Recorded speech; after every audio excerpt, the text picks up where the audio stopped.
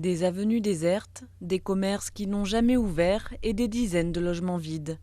Valdelouz, une promesse de ville nouvelle tout confort, à 70 km de Madrid, qui devait compter en 2011 30 000 habitants, 9 écoles, plus de 60 000 m² de commerce, et aussi des trains navettes pour rejoindre Madrid en moins de 20 minutes.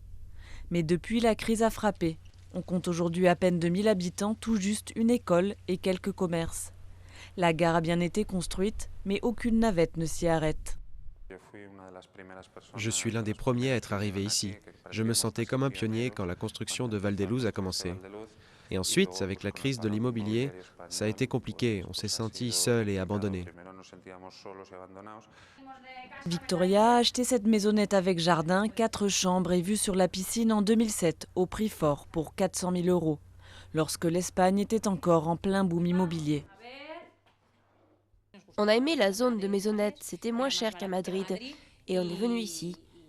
Mon mari va travailler tous les jours à Madrid, une petite heure, ce n'est pas si loin comparé à d'autres endroits. Et moi je travaille ici, donc oui, on est content. Aujourd'hui, sa maisonnette pourrait coûter 30 à 40% moins cher.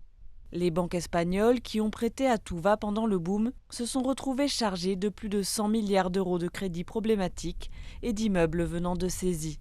Des actifs qui pèsent aujourd'hui sur leurs comptes. Les entités financières essayent désormais de voir comment perdre le moins d'argent, ou bien en faisant des ventes plus agressives, en baissant les prix tout en acceptant une perte, mais aussi en évitant des coûts, ou bien en les gardant, mais en devant faire face à tous les coûts qu'ils représentent pour leur compte. Grâce à ces prix soldés, les acheteurs reviennent aujourd'hui peu à peu.